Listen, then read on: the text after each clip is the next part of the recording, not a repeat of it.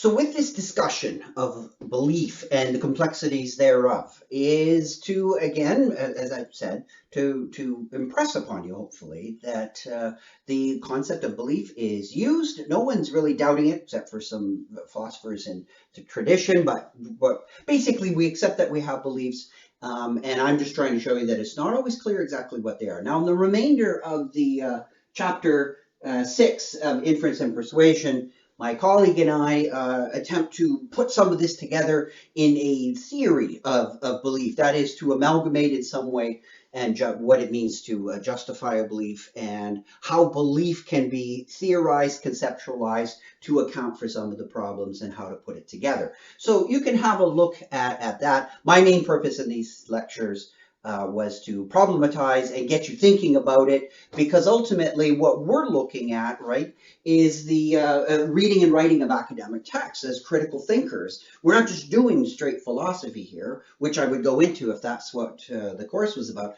but I'm trying to get you to be more of a critical thinker and writer in general. So let's tie the previous conversation back to the idea of the course, which is reading and writing these academic texts in a critically minded way. So back to that. The goal here now is to uncover and think more about the beliefs that are in the text. And I put beliefs now because, beliefs in the text, what are you talking about? They don't have intentions and actions. But I'm going to talk a little bit more about what I mean. But to also to understand your own beliefs, right? To look at your own biases, to look at what might be implicitly influencing you and some things that you might think you believe, but perhaps you don't.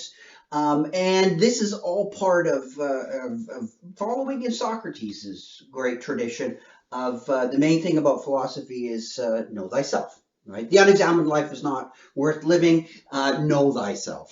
And that's really what he was talking about, is to get to know exactly how you think and your beliefs about the world. So philosophy was very close to psychology, right? It was a blueprint for happiness. You'll be happier when you come to a better self-understanding.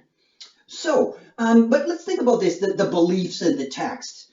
They're often, they're often clearly stated. However, quite often when you read text, newspaper articles, novels, whatever, text in general, they're quite often not stated, just presupposed.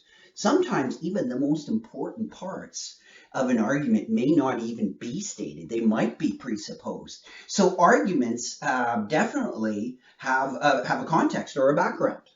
So in that sense, arguments that now sort of tie back to our other discussion, arguments that often don't state all their premises. And this has been recognized in the history of philosophy for a long time, goes way back to Aristotle. There's even a name for it. And there are certain kinds of arguments, certain kinds of one that don't state all their premises, and they're sometimes called an enthemy. Now, there are different kinds of enthymemes, and we're not going to go into all that, but one kind of enthymeme is an argument with a, quote, suppressed premise. In other words, it doesn't give you all the premises. And in that sense, you have to flesh it out. But, arguments can look different with different premises. Now, what I want to also impress upon you is, as arguments may not state all their premises, lots of texts make much more sense when you have a context, when you have a background. And we're going to look into this a little bit more when we look at Plato's Euthyphro. And I want to give you a bit of a context to help you to appreciate the arguments that are being made, why they're being made in the first place, why people would have worried about this, and to give you an example of looking at sort of all the background of a text that's not maybe stated up front, but is suppressed or buried.